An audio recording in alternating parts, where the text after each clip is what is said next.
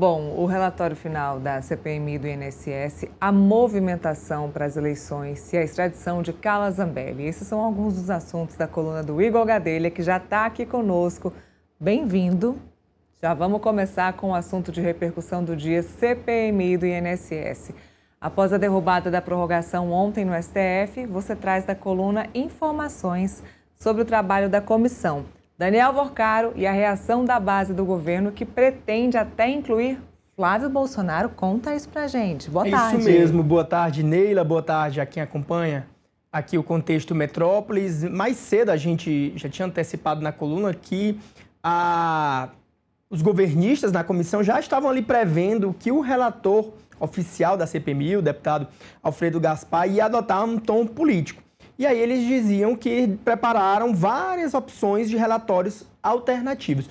Em uma dessas opções, há um pedido de indiciamento contra o senador Flávio Bolsonaro, que é filho do ex-presidente Jair Bolsonaro e atual presidenciável, pré-candidato à presidência da República do campo do bolsonarismo. Esse relatório alternativo, até o exato momento, até o presente momento, ele ainda não foi protocolado. Há várias opções de relatórios alternativos por parte dos governistas. Esse relatório alternativo, esses relatórios alternativos, essas opções de relatório, foram elaboradas pelo deputado federal Paulo Pimenta, que deve protocolar aí nas próximas horas esse relatório alternativo. Eles dizem que vão pedir o indiciamento do Flávio Bolsonaro, se eles protocolarem mesmo, mas a ameaça é de pedir o indiciamento do Flávio Bolsonaro por conta de supostas ligações do escritório de advocacia do Flávio Bolsonaro com o esquema do careca do INSS. A gente vai precisar ver ali esse relatório para ver que manobra eles vão fazer, se realmente vão indiciar o Flávio Bolsonaro. O certo, Neila, é de que os governistas, eles apostam que tem maioria ali na comissão e eles estão apostando num placar de 20-11, ou seja, que eles vão ter maioria e devem aprovar o relatório alternativo e não o relatório do Alfredo Gaspar. Inclusive, o Paulo Pimenta está ligando ali para os deputados e senadores da base do governo, que é para mobilizar esses deputados a ficarem aqui em Brasília no fim de semana. Hoje a CPMI começou ali a leitura desse relatório, mas há uma possibilidade de que a votação aconteça no sábado. Então, por isso, ele está ligando para os parlamentares para eles comparecerem, para não acontecer aquilo que aconteceu naquela votação em bloco do sigilo do Lulinha, que os parlamentares da base saíram da sala, não estavam ali e acabou que a oposição conseguiu aprovar naquelas semanas atrás a quebra do sigilo do Lulinha e de diversas outras pessoas. Ou seja, a base do governo acordou, entendeu que é a maioria e não vai passar por aquilo que passou lá no começo da comissão, que acabou perdendo presidência e relatoria. É isso mesmo. Então eles estão ligados dessa vez aí para não perder e eles querem aprovar aí por 20 votos a 11. Esse é o placar que eles têm, São 31 membros na CPMI, 31 membros titulares ou 31 membros votantes, porque se não tiver nenhum titular, eles puxam um suplente e vota, mas são 31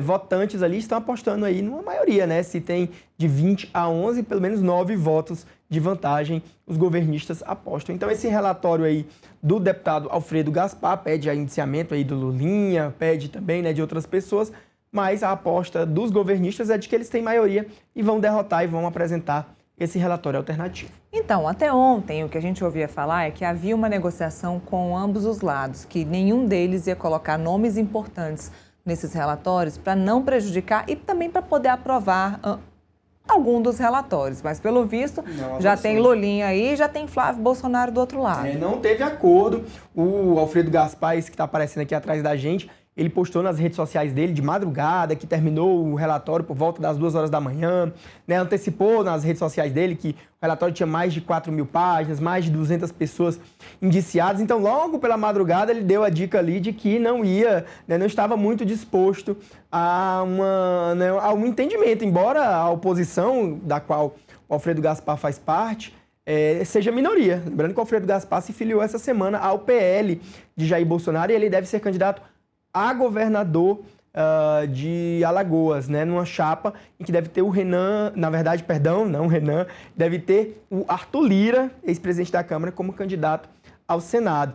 Então, os petistas e os governistas sentiram esse cheiro ali logo cedo, né? E começaram a propagar, como a gente noticiou na coluna, que podem aí pedir o indiciamento do Flávio Bolsonaro. Eu ainda não tenho essa notícia, vou até olhar aqui meu celular se já tem alguma novidade aqui, ainda não, se eles já apresentaram esse relatório alternativo. Acho que até porque o relator ainda está lendo tudo, né? Então eles estão analisando ali, pelo que eu perguntei antes de entrar aqui no ar, os governistas estavam analisando ali, e aí eles vão formatar rapidamente ali as opções, né? Porque eles têm várias opções prontas, mas vão formatar uma ali e vão protocolar. Bom, falando em eleições, você traz na coluna que o PL se movimenta em busca de mais apoio a Flávio Bolsonaro, né? Quais são as informações? Olha, Flávia, o Flávio, meu Deus, eu já estou confuso. Gente, é muita informação, mas olha, Neila, a gente está falando de Flávio Bolsonaro, essa aqui é a Neila. Mas olha, Neila, o presidente nacional do PL, Valdemar Costa Neto, teve uma longa reunião na manhã da quinta-feira, na manhã de ontem, com o deputado federal Aécio Neves, que é presidente nacional do PSDB. Essa reunião aconteceu aqui em Brasília, no apartamento do Aécio Neves, ou seja, isso na política diz muito, né? O Valdemar foi até a casa do Aécio Neves e foi lá, né, discutir o cenário político e fazer aí um apelo para que o PSDB apoie a candidatura do Flávio Bolsonaro. Não teve aí um desfecho, o Aécio Neves não deu ali, né, uma definição, até porque ele tem que consultar o partido. O PSDB é um partido também formado por muitas correntes, né? Tem uma ala que está ali até mais ligada ao governo, mas também tem muita gente que é contra. E o próprio Aécio, ele tem dado uma série de entrevistas defendendo nele ali uma terceira via. Não necessariamente o Ratinho Júnior. Eu cheguei a conversar com ele na semana passada e o Aécio me falou até que pode ter um nome alternativo aí, tentar construir um quarto nome, né? Uma terceira via, mais uma quarta opção de candidatura que não seja nem Lula, nem Bolsonaro e nem um candidato do PSD de Gilberto Kassab. Então, por enquanto, ainda não avançou, mas o Valdemar Costa Neto fez esse gesto, né? Foi até o Aécio Neves. E isso não foi muito bem recebido, nem no ninho tucano, né, que defende ali uma independência, e nem entre alguns bolsonaristas. Quando a gente noticiou, houve diversas reações ali nas redes sociais de bolsonaristas criticando essa possível aliança do PL com o PSDB de Aécio Neves. Agora vamos lembrar que o Flávio, ele assim, tem que buscar apoio, sim, está correto.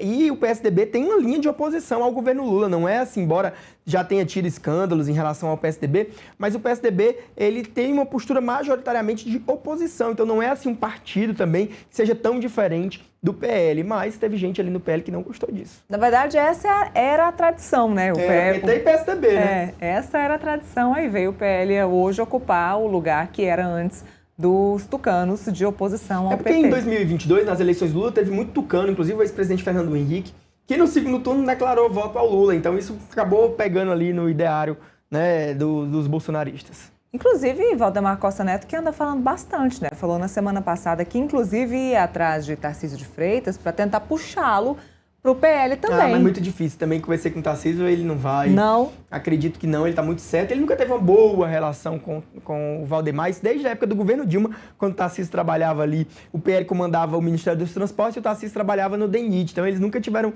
uma relação muito boa, né? Então, acho que é muito difícil o Tarcísio se manter. Inclusive, o Republicanos filiou ontem em São Paulo o ex-governador Rodrigo Garcia, postaram nas redes sociais, trazendo ali para o Republicanos um ex-governador de São Paulo para ser candidato. Acredito que vai ser candidato, né, ali ou ao Senado ou a deputado federal, mas enfim, acho que o Tarcísio vai acabar ficando mesmo no Republicanos. Tá bom, né? Tá ótimo para ele, o cenário tá excelente. Embora tenha uma avaliação de que ele pode perder votos, né? Nas eleições de 2022, muita gente no segundo turno do Tarcísio com o Haddad apertou 22 na urna. A questão do número, e acabou perdendo, segundo eles perderam 1 milhão de votos, né? Mesmo o Tarcísio tendo ganhado, mas ele perdeu aí cerca de 1 milhão de votos pelos cálculos, que as pessoas apertaram 22, achando que o número do Tarcísio era o 22, quando na verdade acho que do Republicanos é o número 10, né? Isso, então você que vota no Tarcísio, fica de olho, leva a sacolinha. É engraçado isso. É engraçado, né? As pessoas acabam ligando o Por isso que Tarcísio. muita gente acaba indo se filiando ao PL, né? Assim, Às vezes nem tem tanta identificação, mas sabe que o número Sim, 22 é forte, sim. assim como o número 13, né? Quem é da esquerda sabe que o número 13 é muito forte e o 22 é muito forte, acaba optando por essas legendas. Além disso, também essas legendas têm estrutura e têm um fundo partidário muito grande. Bom, ontem